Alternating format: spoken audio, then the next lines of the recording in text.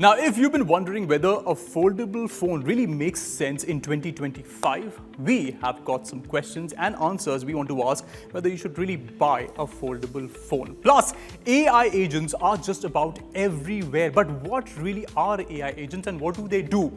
And whether these are really useful or just a tech hype, we'll try to answer that question as well. And for all the car lovers out there, by the way, we've got some smart accessories that can upgrade your car without spending a bomb. This is Cyrus and welcome to a brand new Tech Today. And before we get on with the big talk of the town and the big tech story, let's check out the headlines of the week.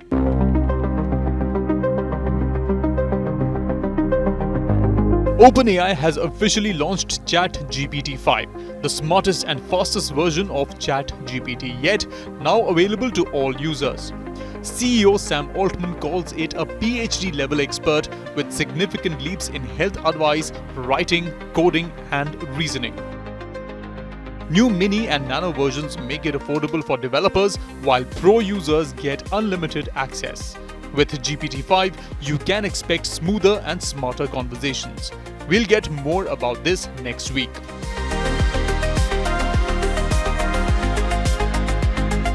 Instagram just got a serious upgrade. Now you can repost public reels and posts right to your profile and find them all in the new Reposts tab. There is also a Snapchat-style map inside DMs, so you can share your last active location with friends only if you opt in. Plus, a revamped Friends tab highlights what your friends are liking and resharing. More ways to connect on Insta, more controls at your fingertips.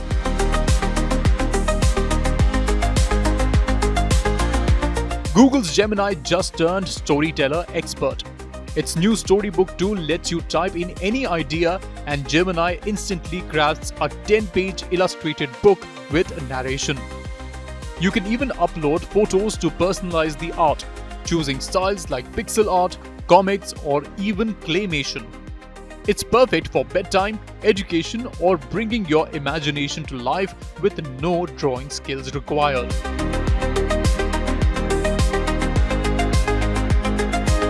ElevenLabs just dropped Eleven Music, an AI-powered music generator that's legit for commercial use.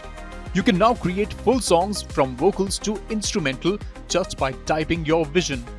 The service is backed by licensing deals with Merlin and Cobalt, so it's official and law-friendly. Ideal for filmmakers, podcasters, advertisers, and anyone needing custom tunes without copyright hassles.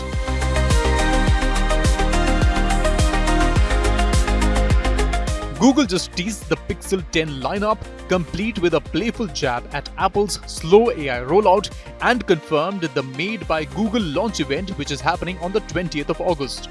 Rumors suggest the series will include the Pixel 10, Pro, and Pro XL models. This tease sets the stage for one of Google's biggest hardware pushes yet. Stay tuned as we will get you more from Google's event soon.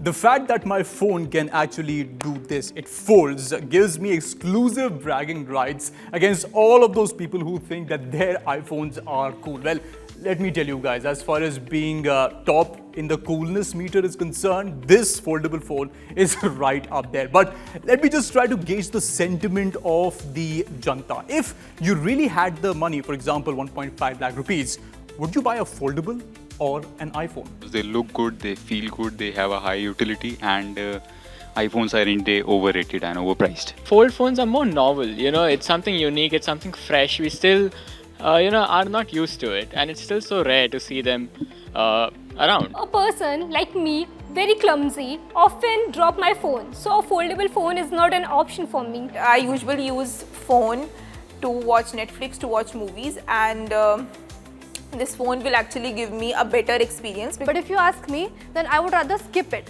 Why? Because the value of the phones drop faster, the battery life decreases, and the repair costs are quite expensive. I'll go for a MacBook Air and an iPhone because for about 70,000-80,000 rupees you usually get a MacBook Air, and for the rest of the money I can get the iPhone 16. So I think so 2 products for the price of 1.5 lakh rupees, that's a more practical choice.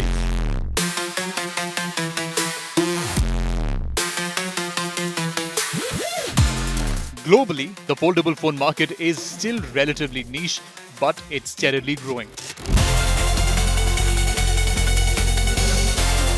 In 2024, global foldable device shipments reached approximately 20 million units, and the number is still expected to increase to 30 million by the end of 2025, according to an IDC report. But in the grand scheme of smartphones, where over 1.2 billion units are sold annually, foldables are still less than 3% of the total market. But again, these phones aren't meant for all. They serve a specific segment of users: the multitaskers, the quick app switching ninjas, and the binge watchers.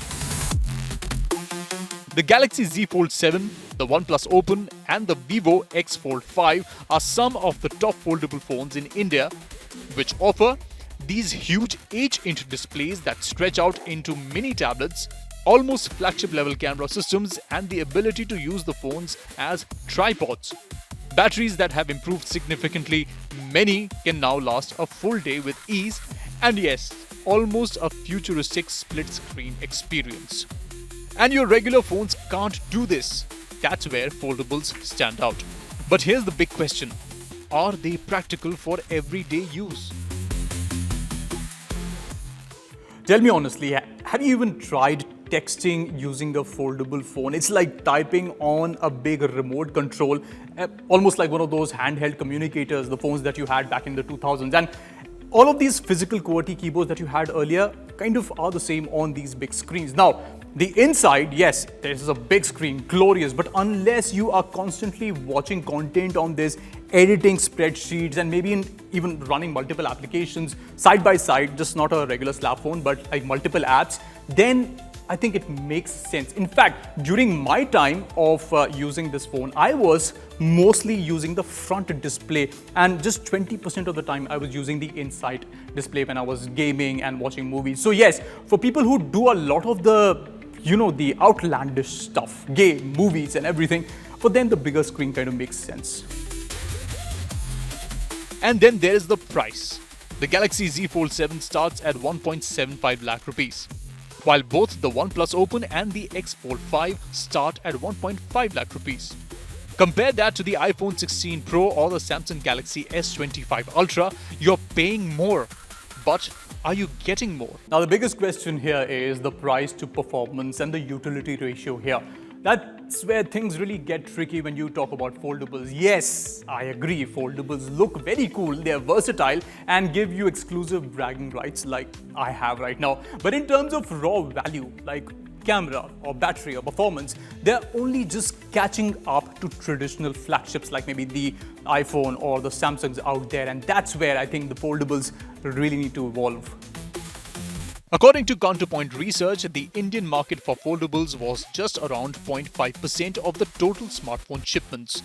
In 2024, foldable smartphone shipments in India fell 47% year-on-year, according to IDC. Counterpoint research reported a 12% decline in 2024 and a 36% drop in Q1 2025. And this year we are seeing a little bit higher adoption, but this category remains a niche. For a mass adoption, we think the price of the foldable needs to trickle down to somewhere closer to like $600 to $700, as against to almost like $1,800 to $2,000 right now. But that will happen over a period of time. Now let's be real, let's be practical right now. Nobody is buying a phone for 1.5 lakh rupees just to check their emails, until and unless you have a lot of money, maybe even more than Elon Musk. So who should really buy a foldable phone in 2025? Now here's the list. If you are a creative professional who edits a lot of content on the phone and on the go, I think these devices make sense for you. Now the finance bro who's running a lot of dashboards on the phone all day, it makes sense for you as well. Business travelers who want the tablet experience right in their pockets and do not want to carry a heavier device alongside, I think foldables just make sense. And it could also be someone who just wants to stand out and be the talk of the town. Might not want to use all of the features, but just wants a good-looking, a funky smartphone. Most analysts agree, foldables will grow, but not explode. Durability, weight, battery life, and app support still need to improve. Also, the tech has to go beyond just the wow factor. All right, so let's end this segment and answer the big question. Would I really spend 1.5 lakh on a foldable phone in 2025? Not really. Only if it maybe does my laundry and gets me coffee. That's the only reason I will buy it. Because otherwise, I'll have to wait for prices to drop, the features to grow, and maybe, just maybe, there will be a day where foldables really feel normal in the hand and, don't really feel awkward, because right now they are evolving. This feels more natural, and if I can slip it into my pocket and not really feel that I have a multi-screen phone, I think that is the line, that is the place where foldables really need to be.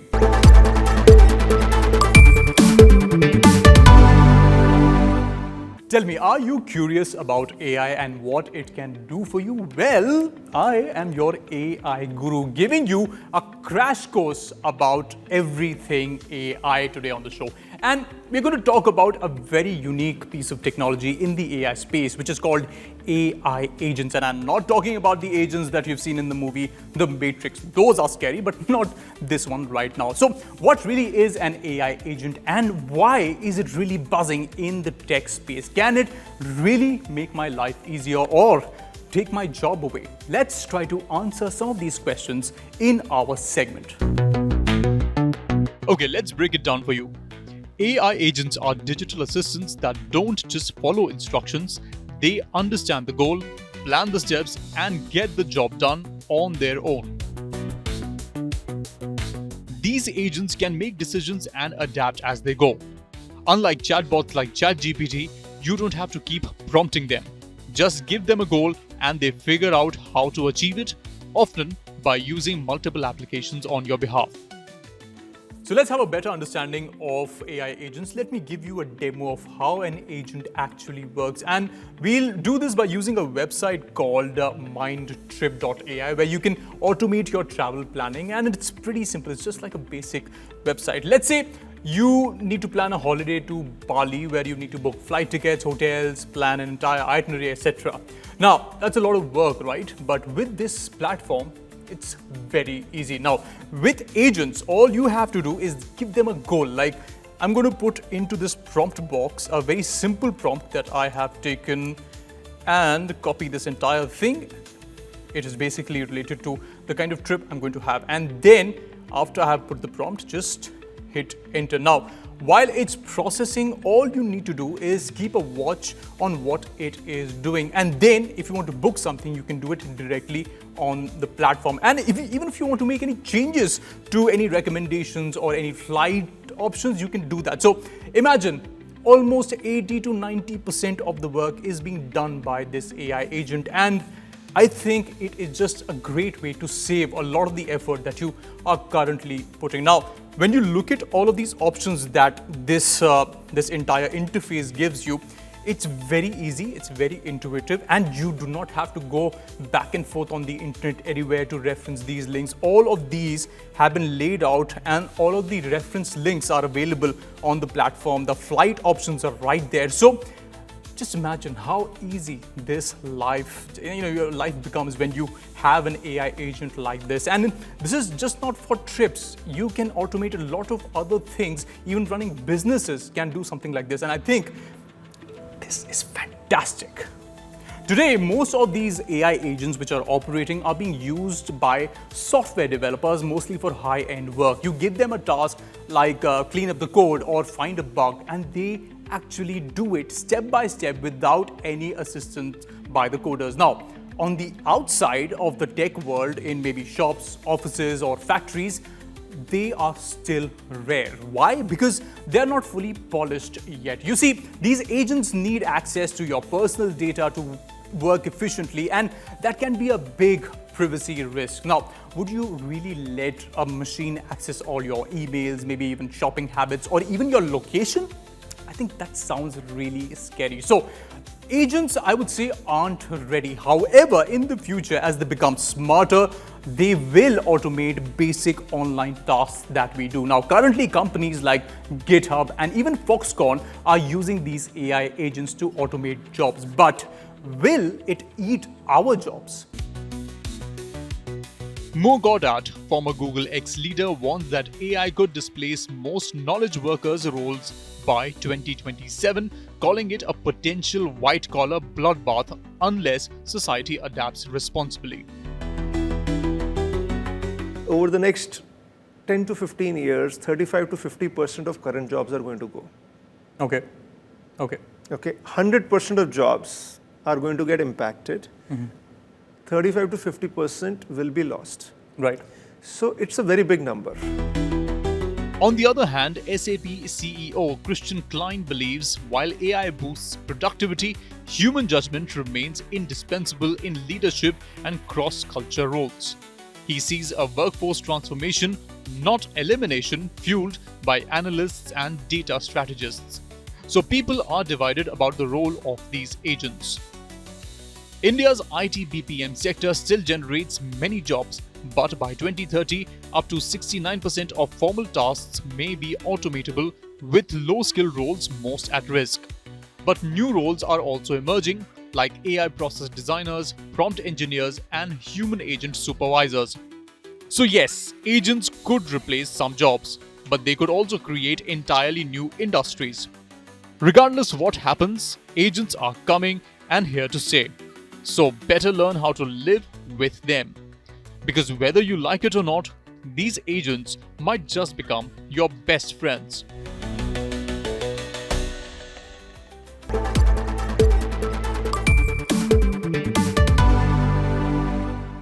What does a car buyer really look for when they are actually going out to buy a car? They pull out a list, look for all of the tech before buying and making the final decision. And I feel they kind of opt out of some of these options because one tech can just bump up the price by a lot, and every small upgrade gets the car costlier. But there are some accessories that you should definitely not miss out on, and upgrades for your car that are essential.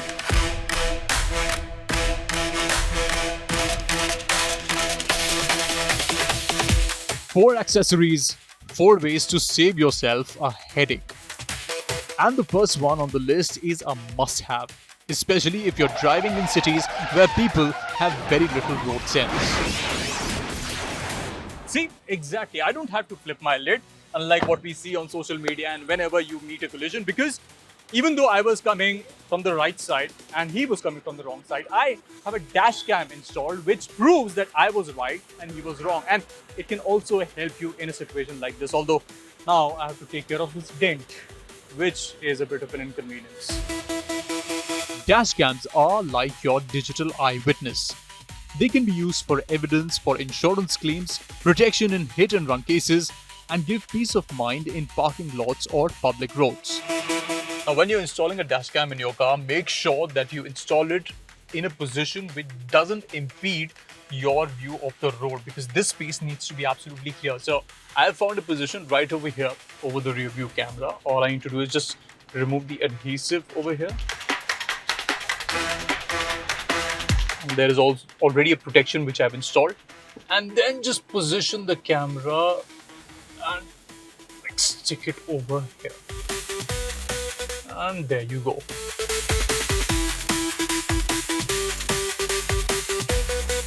And the one we have been testing is this, the Cubo Smart Dashcam Pro 3K. Compact, smart and sharp. It records in 3K resolution that's clearer than standard HD and gives you a 140-degree wide field of view. Plus, it comes with a built-in G sensor that detects sudden impact and locks the footage automatically. A friendly advice whenever you're trying to install a gadget like this in your car. If you can, please get professional help, because installing this is no cakewalk. Because we tried it, I almost ripped off the adhesive, the first batch of the adhesive like this. It is not easy, and also for the fact that the instructions need to be followed to the T. So if you can get professional help, great. Otherwise, I mean, it's not that difficult, but it just saves you a lot of pain. So try getting professional help here. So whether you're driving across states or just to work, this little device can make a big difference. Now let's talk about something even smaller, but just as powerful. If you're buying a car, you always have to take it out of the showroom with insurance. But regardless of insurance, the one problem that a lot of car owners face is theft. Especially in cities like Delhi, a lot of cars are stolen. But that one gadget that can help you recover your car or maybe even help in legal proceedings is a GPS device. Now, this device looks as small as this, and it's installed inside of your car in the main MCU unit. So there's a lot of wiring that needs to be done for this to efficiently work, and it also is compatible with an app that you can track your phone. Now, the best part is that all of these functionalities are within the application. If you want to track where your car is, you can also set geofencing, whether alerts need to be sent to your phone if your car is out of a particular proximity. So there are a lot of advantages with GPS, but the thing is, the only complication that you would have to face is installing this one, because there are a lot of wiring, there's a lot of installation, pre-installation, and you would need to take professional help to install something like this, because you cannot do I would advise you not to do it on your own. But the best feature of this is your car remains safe. You'll be able to track it down, and it just gives you an extra added layer of protection, which I feel every car owner should have, especially those cars that do not come with pre-installed GPS. So yes, invest a couple of bucks and get a device like this, and peace of mind.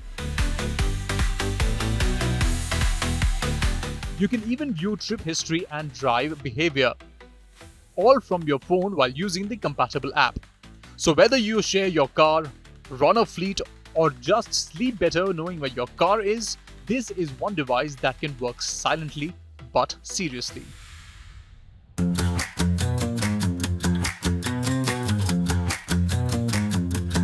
I had parked my car here for like 5 minutes, and my producer was supposed to check this, but apparently she didn't get a good appraisal, because of which she has done this. But I actually used that appraisal that I was about to give her to buy a gadget, a secret gadget, which is going to help me with this problem. Let me show you how.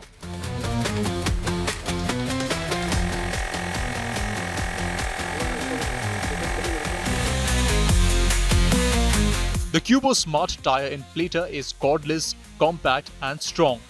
With up to 150 psi pressure, it has preset modes for different vehicles. It even has a built-in LED light for night emergencies. This inflator can top up 8 tires on a single charge and comes with a 5000 mAh battery inside. With multiple nozzles, it's multi-purpose and convenient to carry.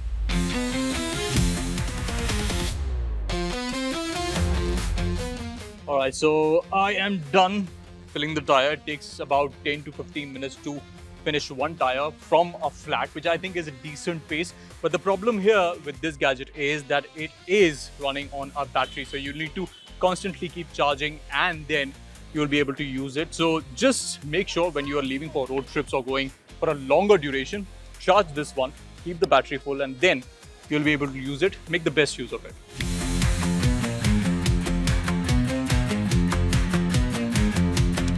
I understand sometimes people are faced with a situation where they have a laptop, alright? You have to head to office as an important presentation that you have to give. Unfortunately, the laptop has run out of juice. Now, I cannot use my 12-volt socket over here to charge my laptop. So what am I going to do? There is a gadget to help me with that, and this is that gadget. I can just put this one into my 12-volt socket and use my basic adapter, which looks like this, plug it in and then connect it to my Type-C charger, and it's able to charge because it can take in the voltage, and that is where the advantage comes in. And I think this is great if you have to charge multiple devices, heavy devices, laptops, even if there is something heavier, maybe even heavy power banks, cameras. I think this is a great option to have in your car. The Ultra Pro Link Mark AC200 is a 200-watt car inverter that turns your car's 12-volt DC output into a true AC power, just like a wall socket. For charging, it features two universal 200-watt AC outlets, 2 USB-C PD 24-watt ports and 2 USB-A ports. For protection, it also has 9 layers of protection for voltage, heat and current. It's perfect for creators, remote workers or anyone who works on the go. With this in the car, you don't need to worry about dead batteries ever again. Not for your laptop or your phone or for anything. So there you have it. 4 problem-solving gadgets that turn your car into a smarter and safer machine.